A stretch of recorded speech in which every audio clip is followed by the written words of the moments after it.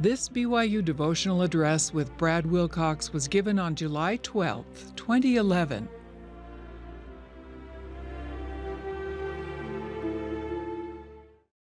Thank you, Sister Sharman, for that introduction. Estoy agradecido de estar aquí con mi esposa, Debbie, y mis dos hijos menores que actualmente asisten a BYU, y varios otros miembros de la familia que han venido a estar con nosotros. Es un honor poder hablarles hoy como invitado. Hace varios años recibí una invitación para hablar en la conferencia de mujeres de BYU.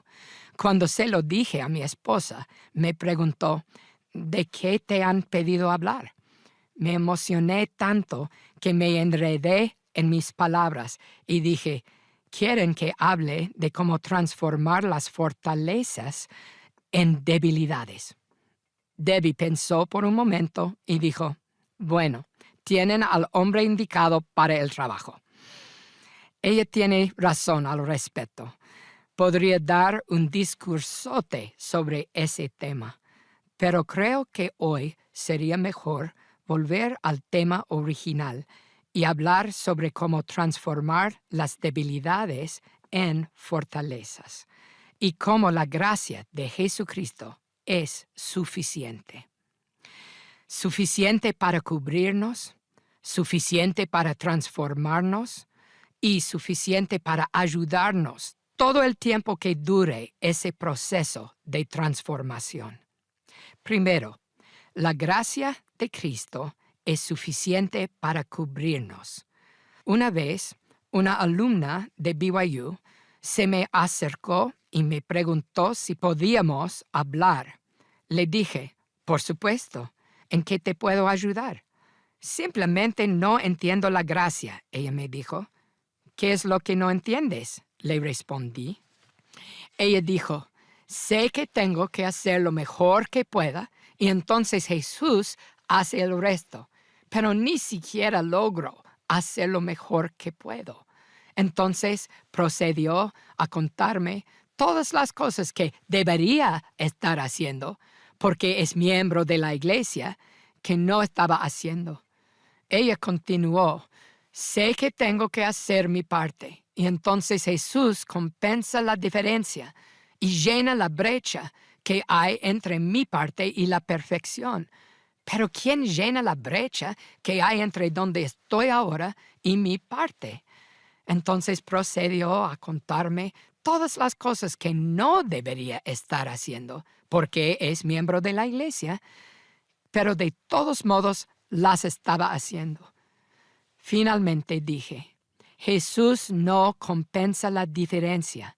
Jesús marca toda la diferencia. La gracia no consiste en llenar espacios vacíos. Se trata de llenarnos a nosotros.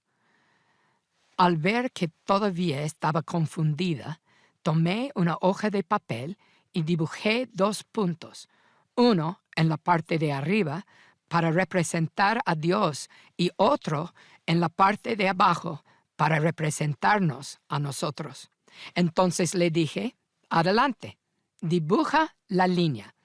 ¿Cuánto es nuestra parte? ¿Cuánto es la parte de Cristo? Se dirigió directamente al centro de la página y comenzó a trazar una línea. Luego, teniendo en cuenta lo que habíamos estado hablando, ella miró a la parte inferior de la página y dibujó una línea justo arriba del punto inferior. Le dije, incorrecto. Ella dijo, sabía que era más alto. Debería solo haberla dibujado porque lo sabía. Le dije, no, la verdad es que no hay línea. Jesús llenó todo el espacio. Él pagó nuestra deuda en su totalidad. No pagó por todo salvo unas monedas. Él lo pagó todo. Está consumado. Ella dijo sarcásticamente, oh, sí, claro. O sea, ¿no tengo que hacer nada? Oh, no, le dije. Tienes muchas cosas que hacer, pero no son para llenar esa brecha. todos resucitaremos. Todos regresaremos a la presencia de Dios. Lo que queda por determinar, según nuestra obediencia, es el tipo de cuerpo con el que planeamos resucitar y cuán cómodos planeamos estar en la presencia de Dios y cuánto tiempo planeamos permanecer allí. Cristo nos pide que demostremos fe en Él, que nos arrepintamos, que hagamos convenios y los guardemos, que recibamos el Espíritu Santo y que perseveremos hasta el fin. Al obedecer, no estamos pagando las exigencias de la justicia, ni siquiera la más mínima parte. Más bien, estamos demostrando agradecimiento por lo que hizo Jesucristo al utilizar su sacrificio para vivir una vida como la suya. La justicia requiere perfección inmediata o un castigo cuando no cumplimos. Debido a que Jesús asumió ese castigo, eventualmente Él nos puede brindar la oportunidad de lograr la perfección final y nos puede ayudar a alcanzar esa meta. Él puede perdonar lo que la justicia nunca podría y ahora puede exigirnos su propia serie de requisitos. Entonces, ¿cuál es la diferencia?, preguntó la alumna. Ya sea que nuestros esfuerzos sean requeridos por la justicia o por Jesús, todavía son requeridos. Es cierto, dije, pero se requieren para un propósito diferente. Cumplir con los requisitos de Cristo es como pagar un préstamo hipotecario en vez de un alquiler, o como hacer depósitos en una cuenta de ahorros en vez de pagar una deuda. Todavía tienes que entregarlo cada mes, pero es por una razón totalmente diferente. Segundo, la gracia de Cristo es suficiente para transformarnos. El acuerdo que hace Cristo con nosotros es similar al de una mamá que procura lecciones de música para su hijo. La mamá le paga al maestro de piano. ¿Cuántos saben de lo que hablo? Debido a que la mamá paga la deuda por completo, puede pedirle algo a cambio al hijo. ¿Y eso qué es? Que practique. ¿Paga el niño al maestro de piano al practicar? No. ¿Devuelve el niño a su mamá el dinero que le pagó al maestro de piano al practicar? No. El practicar es la forma en que el niño demuestra agradecimiento por el increíble regalo de su mamá. Es la manera en que aprovecha la increíble oportunidad que le está dando su mamá de vivir su vida en un nivel más elevado. El gozo de la mamá no se encuentra en que se devuelva el dinero, sino en ver que su regalo se usa, ver a su hijo mejorar. Así que ella sigue pidiendo que practique, practique y practique. Si el niño considera que el requisito de la mamá de practicar es demasiado excesivo, pero mamá, ¿por qué necesito practicar? Ninguno de los otros niños tienen que practicar. De todos modos, voy a ser un jugador de béisbol profesional. Quizás sea porque aún no ve con los ojos de su mamá. No ve lo mucho mejor que podría ser su vida si decidiera vivir en un plano más alto. Del mismo modo, debido a que Jesús ha pagado a la justicia, ahora puede dirigirnos a nosotros y decir: venid en pos de mí, guardad mis mandamientos. Si consideramos que sus requisitos nos exigen demasiado, ninguno de los otros cristianos tienen que pagar el diezmo, ninguno de los otros cristianos tiene que ir a la misión, servir en llamamientos y hacer la obra del templo. Quizás sea porque todavía no vemos a través de los ojos de Cristo. Todavía no hemos comprendido lo que Él está tratando de hacer de nosotros. El elder Bruce C. Hafen ha escrito: el gran mediador nos pide que nos arrepentamos, no porque debamos pagarle por haber pagado nuestra deuda a la justicia, sino porque el arrepentimiento inicia un proceso de desarrollo que, con la ayuda del Señor, nos lleva por el camino hacia un carácter santo. El elder Dallin H. Oaks ha dicho, refiriéndose a la explicación del presidente Spencer W. Kimball, el pecador que se arrepiente debe sufrir por sus pecados, pero ese sufrimiento tiene un propósito distinto al de ser un castigo o un pago. Su propósito es el cambio. Apliquemos eso a nuestra analogía. El niño debe practicar el piano, pero esta práctica tiene un propósito distinto que el de ser un castigo o un pago. Su propósito es el cambio. Tengo amigos cristianos renacidos que me dicen: ustedes, los miembros de la iglesia, están tratando de ganarse el camino al cielo. Yo les digo, no nos estamos ganando el cielo. Estamos estudiando para el cielo. Nos estamos preparando para ello. Estamos practicando para ello. Me preguntan, ¿has sido salvo por la gracia? Yo respondo, sí, absolutamente, totalmente, completamente, afortunadamente, sí. Luego, les hago una pregunta que tal vez no hayan considerado plenamente. ¿Han sido cambiados por la gracia? Están tan entusiasmados por ser salvos que tal vez no están pensando lo suficiente en lo que viene después.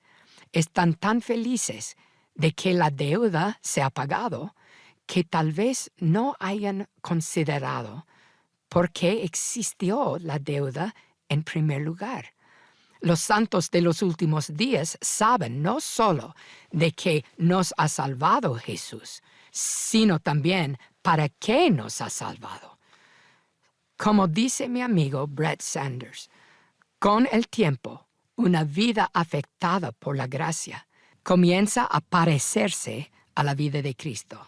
Como dice mi amigo Omar Canals, aunque muchos cristianos consideren el sufrimiento de Cristo como solo un gran favor que Él hizo por nosotros, los santos de los últimos días también lo reconocen como una enorme inversión que hizo en nosotros. Como lo dice Moroni, la gracia no se trata solo de ser salvos, también se trata de llegar a ser como el Salvador. El milagro de la expiación no es solo que podemos vivir después de morir, sino que podemos vivir más abundantemente. El milagro de la expiación no es solo que podremos ser purificados y consolados, sino que podremos ser transformados. Las Escrituras dejan en claro que nada impuro puede morar con Dios. Pero hermanos y hermanas, nada que permanezca sin cambiar realmente querrá hacerlo. Conozco a un joven que nuevamente acaba de salir de la cárcel. Cada vez que dos caminos bifurquen en el bosque amarillo, él siempre toma el camino incorrecto. Cuando era un adolescente que lidiaba con cada mal hábito que un adolescente puede tener, le dije a su padre, Tenemos que llevarlo a una conferencia para la juventud. He trabajado con esos programas desde 1985. Sé el bien que pueden hacer. Su papá dijo, no tengo suficiente para pagar eso. Le dije, yo tampoco, pero tú aporta un poco y yo aportaré otro poco. Y luego acudiremos a mi mamá, porque ella es un amor y nos dará el resto. Finalmente, logramos que el chico fuera. Pero ¿cuánto tiempo creen que duró? Ni siquiera un día. Al final del primer día, llamó a su madre y dijo, «Sácame de aquí». El cielo no será el cielo para aquellos que no hayan escogido ser celestiales. En el pasado, tenía en mi mente una imagen de cómo sería el juicio final. Y fue algo así. Jesús, de pie, con una tablilla sujeta papeles, y Brad al otro lado del salón mirando nerviosamente a Jesús. Jesús revisa su tablilla y dice, «Ay, qué lástima, Brad. Te lo perdiste por 2 puntos». Brad le ruega a Jesús, «Por favor, revisa la pregunta del ensayo una vez más. Tienen que haber 2 puntos que puedes sacar de ese ensayo». Así es como siempre lo vi. Pero cuanto más años tengo y cuanto más entiendo este maravilloso plan de redención, más me doy cuenta de que en el juicio final no será el pecador impenitente suplicando a Jesús, «Déjame quedarme». No, la persona probablemente dirá, «Sácame de aquí». Conociendo el carácter de Cristo, creo que si alguien estará rogando en esa ocasión, probablemente sería Jesús, rogando al pecador impenitente, «Por favor, elige quedarte. Por favor, utiliza mi expiación, no solo para ser purificado, sino para ser transformado, para que quieras quedarte». El milagro de la expiación no es simplemente que podemos volver a nuestro hogar, sino que, milagrosamente, podemos sentirnos en casa allí. Si Cristo no requiriera la fe y el arrepentimiento, entonces no habría un deseo de cambiar. Piensen en sus amigos y familiares que han elegido vivir sin fe y sin el arrepentimiento. Ellos no quieren cambiar. Ellos no están tratando de abandonar el pecado y sentirse cómodos con Dios. Más bien, están tratando de abandonar a Dios y sentirse cómodos con el pecado. Si Jesús no requiriera convenios ni otorgara el don del Espíritu Santo, entonces no habría manera de cambiar.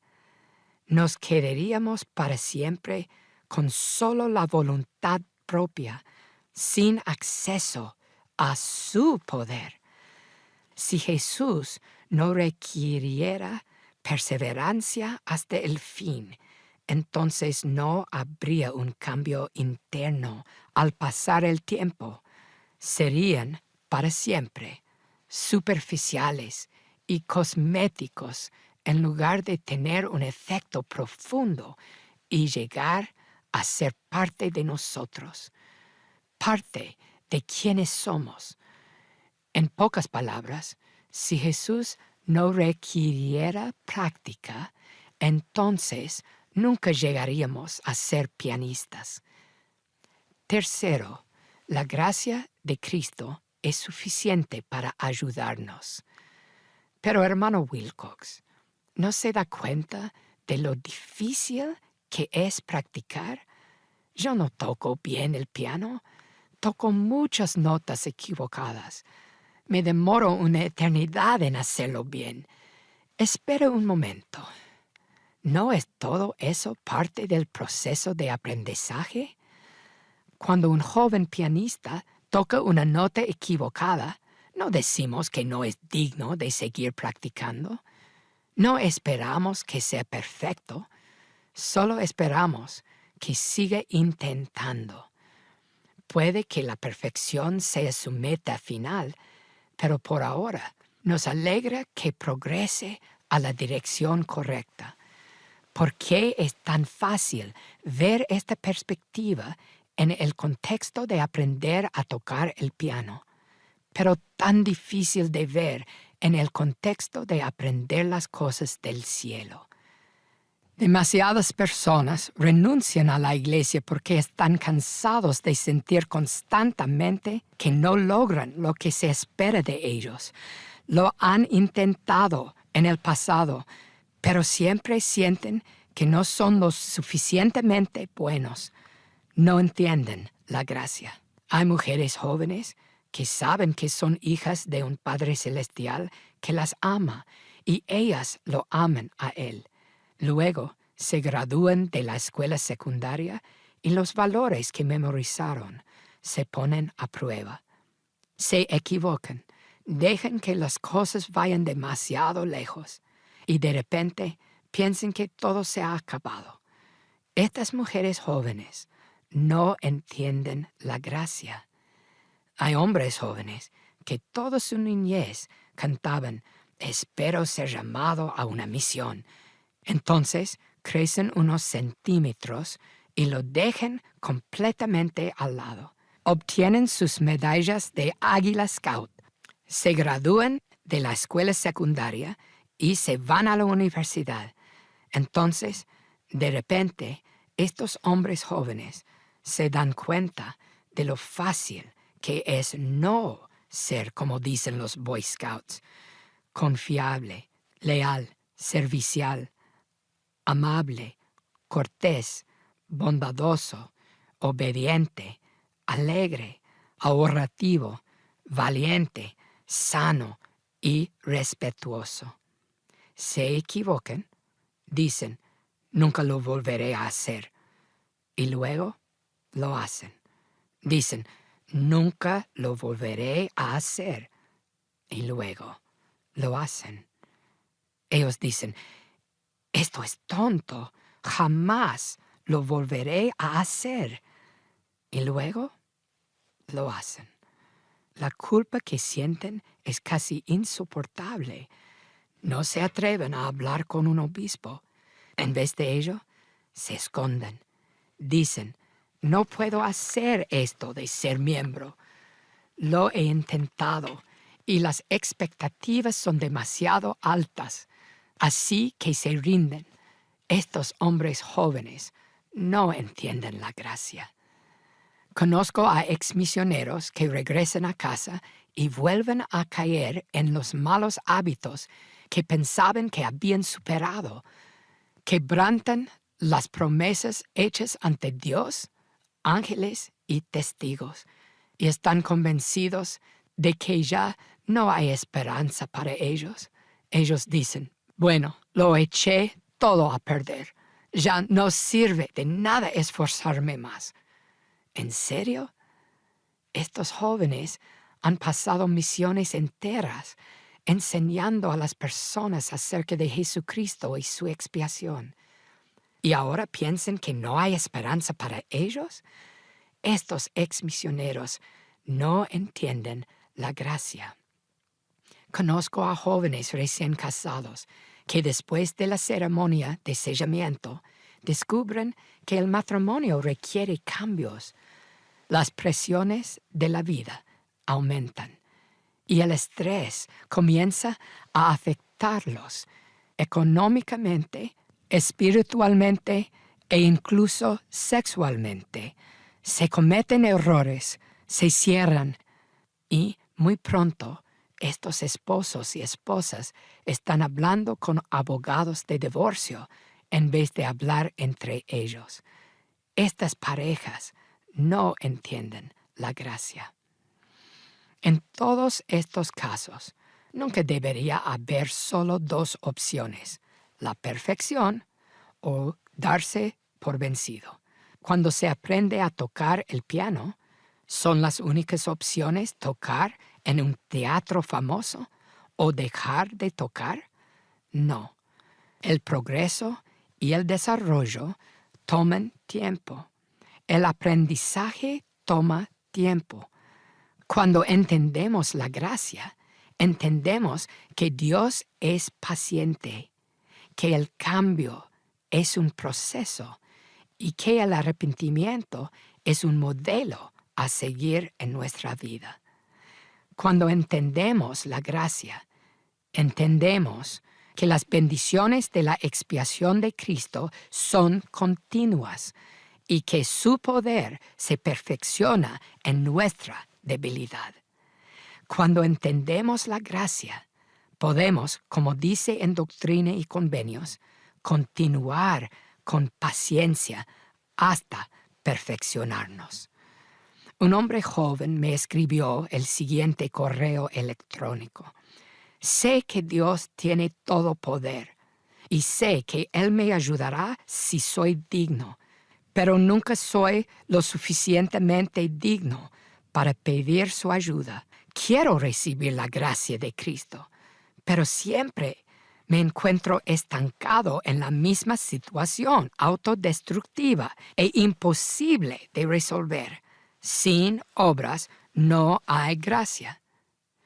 Le escribí y testifiqué de todo corazón que Cristo no está esperando en la línea de meta una vez que hayamos hecho todo cuanto podamos. Él nos acompaña en cada paso del camino. El elder Bruce C. Hafen ha escrito: el don de la gracia del Salvador para nosotros no se limita necesariamente a después de hacer cuanto podamos. Podemos recibir su gracia antes, durante y después del tiempo en que ponemos nuestro propio esfuerzo. Así que la gracia no es un motor de refuerzo que funciona cuando nuestro suministro de combustible se agota, sino que es nuestra fuente de energía constante. No es la luz al final del túnel, sino la luz que nos lleva a través del túnel. La gracia no se logra en algún momento del futuro, se recibe justo aquí y justo ahora. No es un toque consumador, es un toque del consumador. En 12 días celebraremos el día feriado en Utah del Día de los Pioneros. La primera compañía de santos entró al Valle del Lago Salado el 24 de julio de 1847. Su viaje fue difícil y desafiante. Aún así, cantaron: «Santos, venid, sin miedo, sin temor, mas con gozo andad, aunque cruel jornada esta es, Dios nos da su bondad». En inglés, la última frase de esa estrofa dice: «La gracia será como vuestro día». ¡Qué frase tan interesante!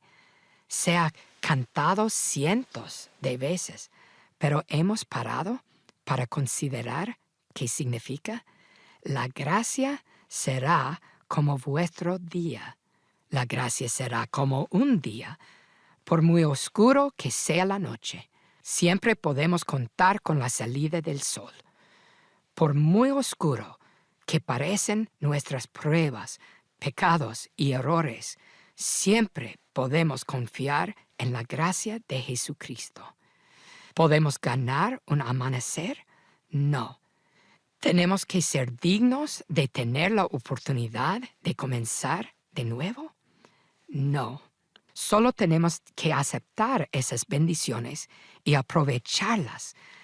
Tan garantizado como cada nuevo día, la gracia, el poder habilitador de Jesucristo, es constante.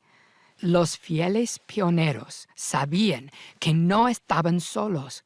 La tarea que tenían por delante nunca fue más grande que el poder que los respaldaba.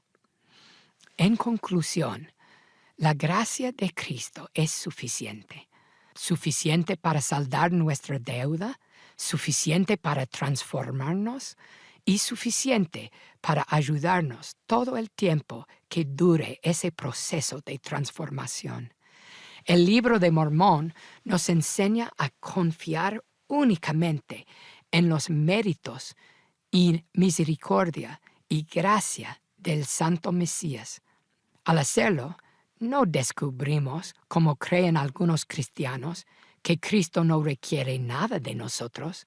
Más bien, descubrimos la razón por la que Él requiere tanto y la fortaleza para hacer todo lo que Él pide. La gracia no es la ausencia de las grandes expectativas de Dios. La gracia es la presencia del poder de Dios.